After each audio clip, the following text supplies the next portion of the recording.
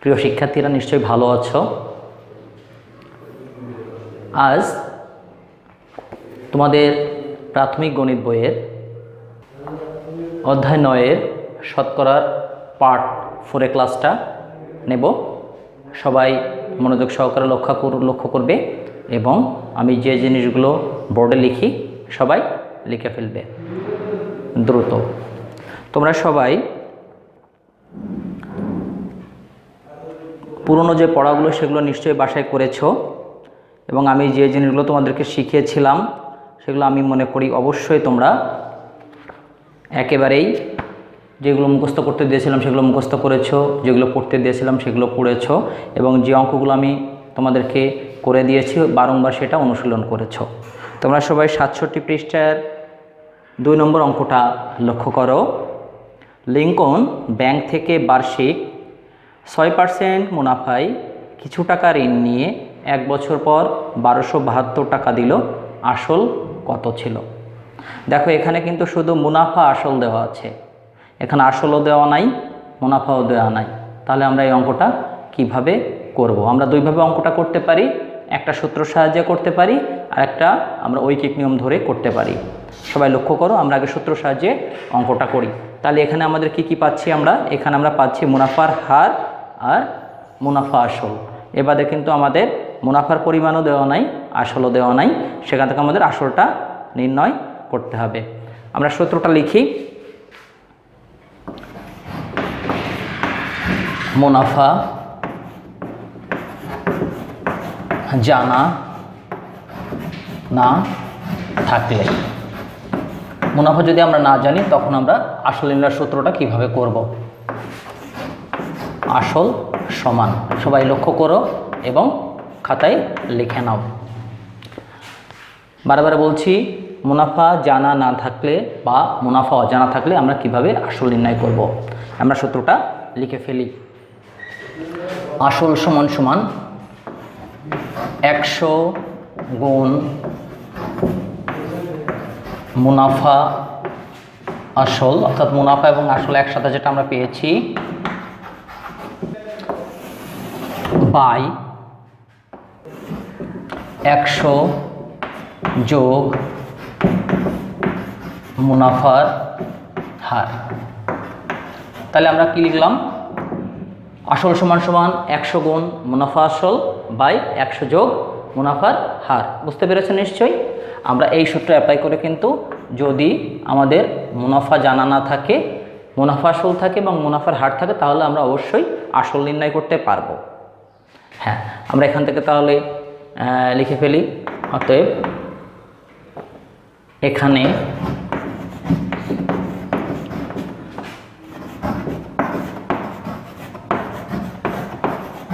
মুনাফার হার কত পার্সেন্ট আছে? হ্যাঁ, 6%।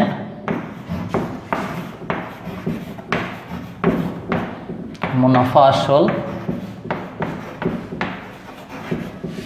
দেখো 1272 টাকা। তাহলে আমরা এখান থেকে কিন্তু মুনাফার হার পেয়েছি, মুনাফা আসল পেয়েছি, আমরা এখান থেকে কিন্তু আসল নির্ণয় করতে পারবো। আমরা আসল নির্ণয়ের সূত্রটা আমরা অ্যাপ্লাই করি।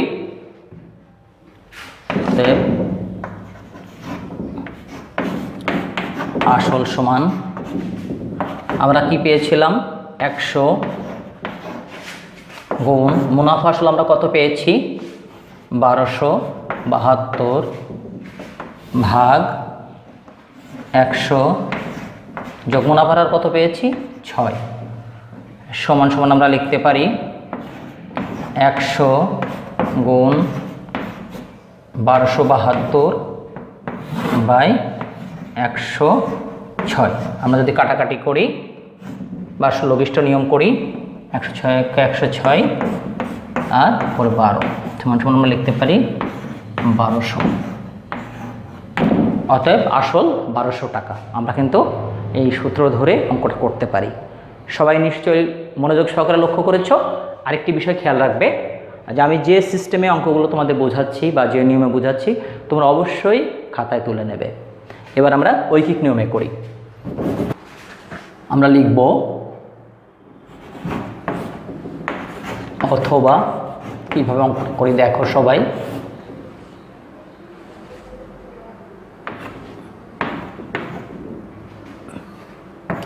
ছয় % মুনাফা হলে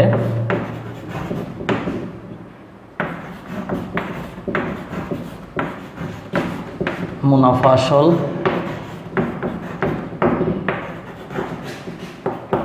100, যেহেতু 100 টাকা আমাদের আসল, কারণ আমরা জানি কি 6% মুনাফা মানে কি 100 টাকা, 1 বছরের মুনাফা 6 টাকা, তাই 6% যদি মুনাফা হয়, মুনাফা আসল হবে, আসলটা আমাদের 100 আর মুনাফাটা 6, এই দুইটা মিলে আমাদের হবে 106 টাকা। আমাদের বের করতে হবে আসল, তাহলে আমরা ধরতে পারি বা লিখতে পারি 106 টাকা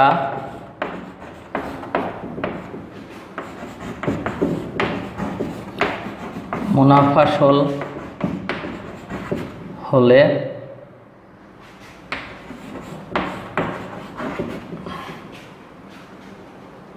আসল, আমি কিন্তু এখানে মুনাফা আসল লিখেছি, এখানে আমি আসল লিখতেও পারি, আবার মুনাফা আসল লিখতে পারি, আমি লিখে দিই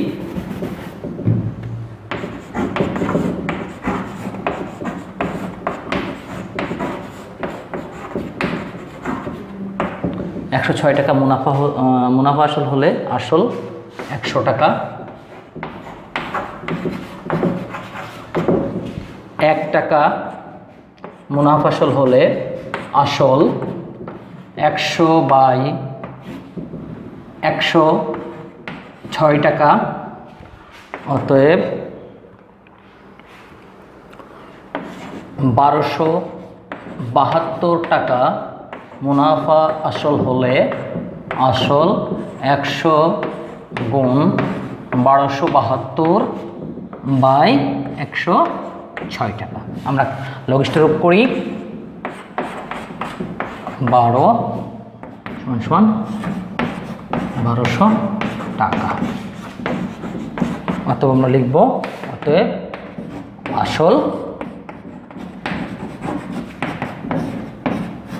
1200 টাকা। তোমাদের উদাহরণে যে অঙ্কগুলো দেওয়া আছে এর ভিতরে এই অঙ্কটা একটু ভিন্ন ধরনের এবং ভিন্ন রকমের, তোমরা সুন্দরভাবে এটা লক্ষ্য করবে।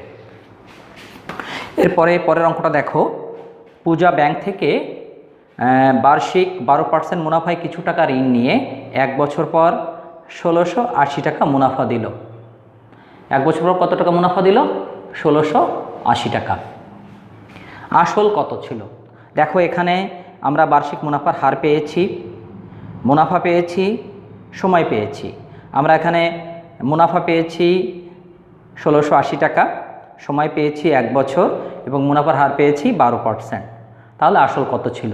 আমরা জানি আসল সমান 100 গুণ মুনাফা বাই মুনাফার হার গুণ সময়। তোমরা এই সূত্র ধরে করলে অঙ্কটা করে ফেলতে পারবে। পরের অঙ্কটা দেখো, তনিমা ব্যাংক থেকে 3 বছরের জন্য 2000 টাকা ঋণ নিলেন, বার্ষিক মুনাফার আর 6%, 3 বছর পর তাকে কত টাকা মুনাফা দিতে হবে? এখানেও কিন্তু আমরা সময় পেয়েছি 3 বছর, আসল পেয়েছি 2000 টাকা এবং মুনাফার হার পেয়েছি 6%।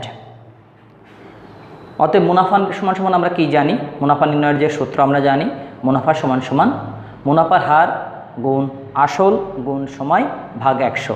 তোমরা এইভাবে অঙ্কটা করে ফেলবে, তাহলে তোমাদের অঙ্কটা হয়ে যাবে। এবার দেখো 3 নম্বরের যে অঙ্কটা, শ্যামল চাকমা একটি ব্যাংক থেকে 4500 টাকা ঋণ নিলেন, বার্ষিক 8% মুনাফা আসলের উপর ধার্য করা হলো। 1 নম্বর প্রশ্ন, 10 বছর পর মোট কত টাকা পরিশোধ করতে হবে? 2 নম্বর প্রশ্ন, কত বছর পর মোট মুনাফার পরিমাণ 2520 টাকা হবে? আমরা কিন্তু এখানে আমাদের যে সূত্র ধরে অঙ্কটা করতে পারি, আবার ঐকিক নিয়মে অঙ্কটা করতে পারি। এখানে কিন্তু আমাদের আসল রয়েছে 4500 টাকা, মুনাফার হার রয়েছে 8% এবং 1 নম্বরের যে উদ্দীপকের যে তথ্যে আমাদের সময় রয়েছে 10 বছর। তাহলে কিন্তু আমরা এখান থেকে মুনাফাটা বের করতে পারি। এবং মুনাফা বের করার পর আমরা কিন্তু আসলের সাথে যদি আমরা মুনাফাটা যোগ করে দিই তাহলে কিন্তু যে টাকাটা আমরা পাবো সেই টাকাটাই শ্যামল চাকমাকে পরিশোধ করতে হবে। তোমরা নিশ্চয়ই বুঝতে পেরেছ। আমি এখন ঐকিক নিয়মে অঙ্কটা করে দেব, আর তোমরা তো সূত্র ধরে অবশ্যই পারবে। সবাই লক্ষ্য করো। 3 নম্বরে 1, এখানে প্রথমে বলেছে 10 বছর পর তাকে মোট কত টাকা পরিশোধ করতে হবে। তাহলে আমরা লিখি, যেহেতু আমরা সূত্র সাহায্যে অঙ্কটি পারবো, আমরা ঐকিক নিয়মে অঙ্কটা শিখি। 100 টাকার 1 বছরের মুনাফা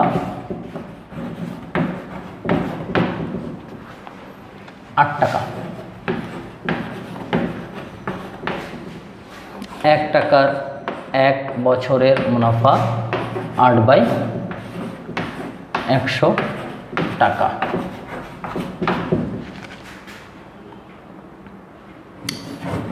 4500 টাকার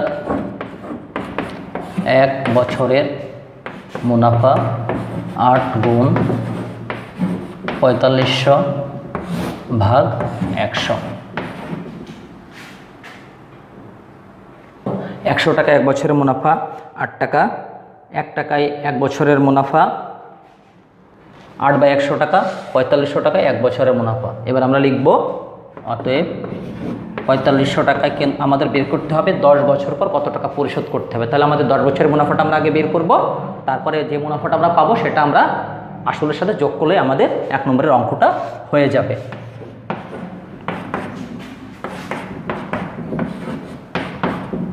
আট গুণ 4500 গুণ 10/100।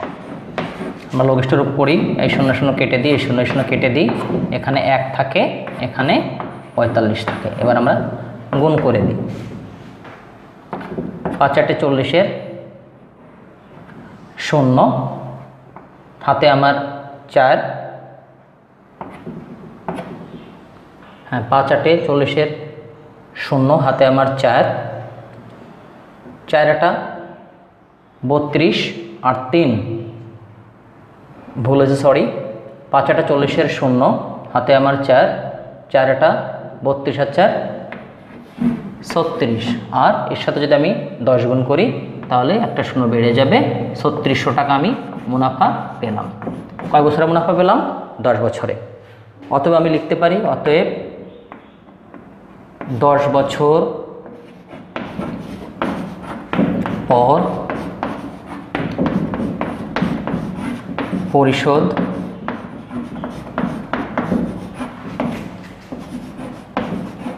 করতে হবে সমান, আমরা আসল কত পেয়েছিলাম? 4500 যোগ 3600 সমান সমান কত হচ্ছে আমরা দেখি।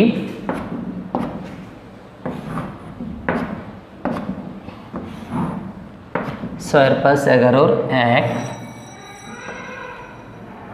হাতে 1, 3 আর 1 4, 4 আর 4 8।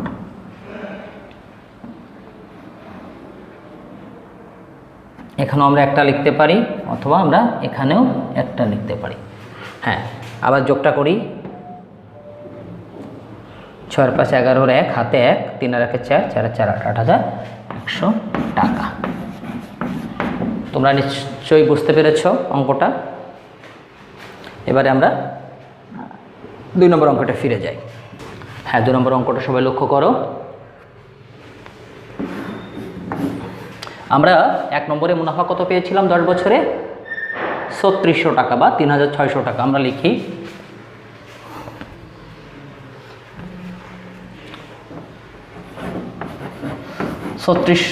লিখি আগে 1 থেকে পাই।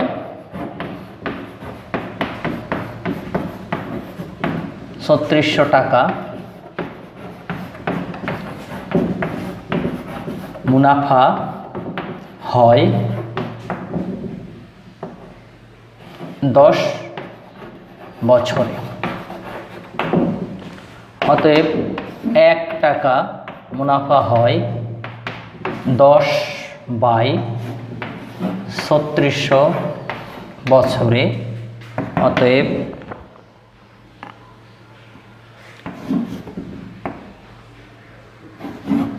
2520 টাকা মুনাফা হয়।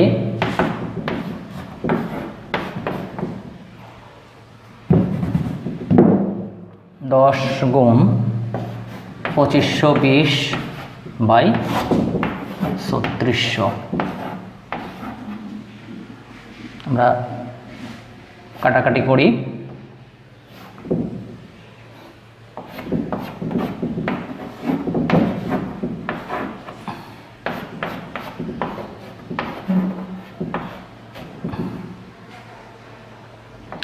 আবার কেটে দিই।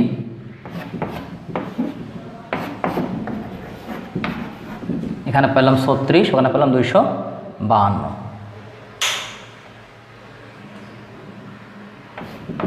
আমরা আবার কাটি। 18 দুগুণে 36,